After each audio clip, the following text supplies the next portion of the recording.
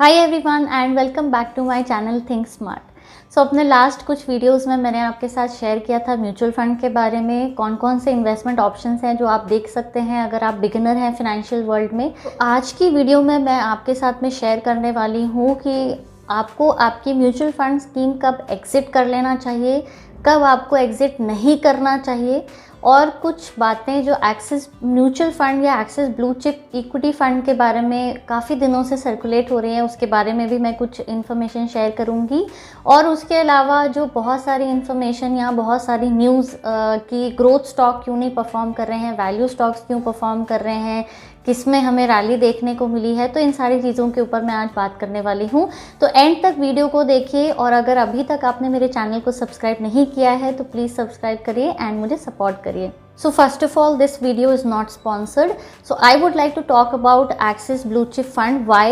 क्योंकि मैंने काफ़ी दिनों से वीडियोस देखी है, काफ़ी सारे यूट्यूबर्स की वीडियो देखी है इंटरनेट पे, एंड 7 to 8 वीडियोस मैंने जब देखा उसके बाद में मैंने देखा कि लोग आके बात कर रहे हैं कि एक्सिस जो ब्लू चिप फंड है वो क्यों परफॉर्म नहीं कर रहा है, क्या आपको एग्ज़िट कर देना चाहिए, क्या आपको उससे बाहर निकलना चाहिए। तो एज एन इन्वेस्टर आप ज़रूर पैनिक होकर उसमें से या तो एग्ज़िट करेंगे और अच्छा खासा लॉस बुक करके एग्ज़िट करेंगे। सो ऐसे में अगर मैं भी आपकी जगह हूँ और मुझे भी नॉलेज नहीं है म्यूचुअल फंड के बारे में, तो मैं क्या करूँगी, मेरे जो भी फेवरेट यूट्यूबर्स हैं जिन्हें मैं फॉलो करती हूँ, आई विल थिंक कि नहीं, this is the right time to exit this particular scheme या पर्टिकुलर म्यूचुअल फंड, क्योंकि ये परफॉर्म नहीं कर रहा है। और कॉन्टीन्यूसली अगर उसके बारे में ऐसी इन्फॉर्मेशन आ रही है तो डेफिनेटली मैं उसमें से एग्ज़िट करूँगी। तो आपको यहाँ पे सबसे पहले जो चीज़ ध्यान में रखने वाली ये है कि कोई ये नहीं बताता कि एग्ज़िट आपको कब करना चाहिए।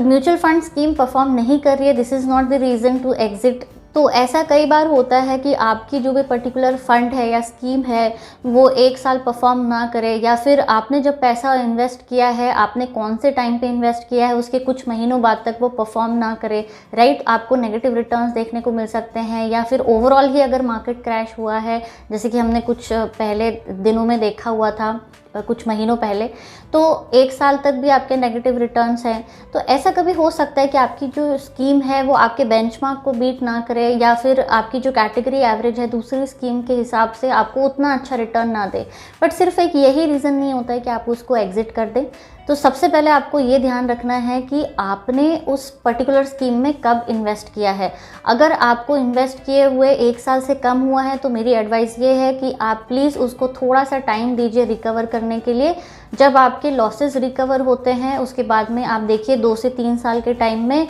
आप उसको एग्ज़िट कर सकते हैं। फॉर एग्ज़ाम्पल, आपने इन्वेस्ट किया और उसके 2-3 महीने बाद या 4 महीने बाद वो स्कीम नेगेटिव रिटर्न देने लग गई है, या आपका बहुत सारा लॉस हो गया। बिकॉज मार्केट वॉलेटाइल है, पिछले काफ़ी दिनों से हमने देखा है कि सारी ही स्कीम्स के रिटर्न नेगेटिव हुए हैं, या फिर जो भी आपका प्रॉफिट है वो भी आपका जो लॉस हो गया है। तो हमें क्या करना चाहिए ऐसे में कि अगर आपको इन्वेस्ट किए हुए 4-5 महीने 6 महीने ही हुए हैं, 1 साल भी कंप्लीट नहीं हुआ है, तो आप थोड़ा रुकिए, पॉज करिए, उसको रिकवर होने का टाइम दीजिए। 1 साल हो गया, उससे थोड़ा सा ज़्यादा हो गया, जब आपका लॉस रिकवर हो जाए उसके बाद आप डिसीजन ले सकते हैं कि ये इन्वेस्टमेंट मुझे कंटिन्यू करनी है या नहीं करनी है। फर्स्ट थिंग तो ये चीज़ आपको देखनी है कि आपने कितने टाइम में इन्वेस्ट किया है, और आपको 1 साल हुआ है या 1.5 साल हुआ है, या जो भी लॉन्ग टर्म होराइजन था 2-3 साल का, वो आपका पूरा हुआ है या नहीं। जस्ट बिकॉज कि कोई आके ये बोल रहा है कि ये फ़ंड परफॉर्म नहीं कर रहा और कुछ महीनों में ही आपने उससे एग्ज़िट कर दिया, वो भी अच्छा खासा लॉस बुक करके, तो ये हमें नहीं करना है। दूसरी चीज़, एक्सिस ब्लू चिप फंड के बारे में मैं इसलिए बात कर रही हूँ because that particular topic is circulated around, और सभी का एग्जिट नॉट एग्जिट यही व्यू आ रहा था, and the fund is not performing. So अभी अगर मैं करंट सिनेरियो की बात करूँ तो ये मेरा ग्रोथ और वैल्यू स्टॉक से भी रिलेटेड आंसर होगा, कि काफ़ी सारे लोग की क्वेरीज थी कि वैल्यू स्टॉक्स क्यों परफॉर्म ज़्यादा कर रहे हैं, ग्रोथ स्टॉक में कुछ रैली नहीं आ रही। बट अगर मैं इनके पोर्टफोलियोज़ की बात करूं, जो भी एक्सिस ब्लू चिप फंड का है या फिर 2-3 और ब्लू चिप इक्विटी फंड्स के मैंने पोर्टफोलियो देखे, जैसे SBI है, कैनरा रोबेको है, उनके भी फंड्स मैंने उठा के देखे, तो वहाँ पे टॉप 5 होल्डिंग्स में ICICI बैंक, HDFC बैंक है,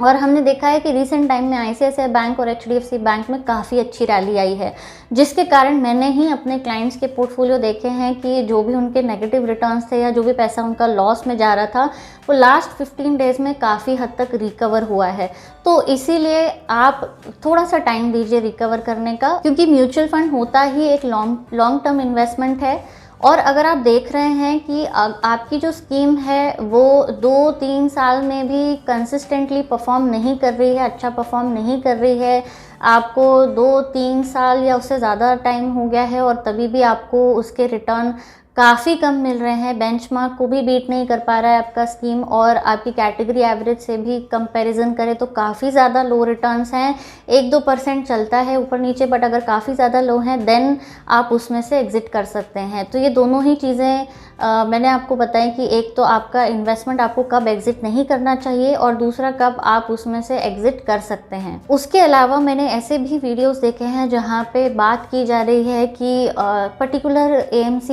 या पर्टिकुलर स्कीम में ग्रोथ इन्वेस्टमेंट स्टाइल है तो और ग्रोथ स्टॉक परफॉर्म नहीं कर रहे हैं तो वो अच्छी नहीं है, जहाँ पे वैल्यू स्टॉक्स हैं आपको वहाँ उन स्कीम्स में इन्वेस्ट करना चाहिए। तो ये सारी इन्फॉर्मेशन का कोई बेस नहीं है मुझे नहीं लगता, क्योंकि कब कौन से स्टॉक्स परफॉर्म कर जाएं यू नेवर नो। तो ग्रोथ स्टॉक्स कब परफॉर्म करें, वैल्यू स्टॉक्स कब परफॉर्म करें, ये हमें भी नहीं पता। तो ये सब बातें सुन के हमें अपनी जो स्कीम है उससे एग्ज़िट नहीं करना चाहिए। थर्ड थिंग,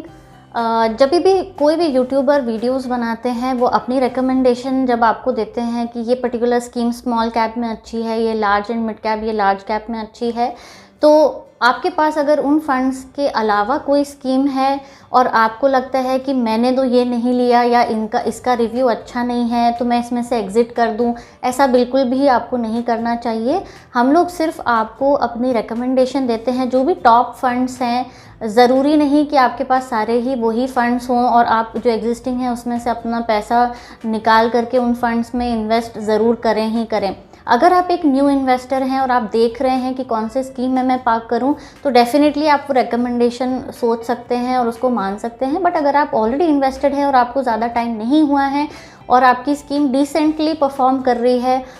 आपकी जो टॉप परफॉर्मिंग स्कीम है उसके जितना नहीं कर रही है, उससे थोड़ा सा कम कर रही है बट परफॉर्म कर रही है, तो आपको उसमें इन्वेस्टेड रहना चाहिए। तो that's it for today's video.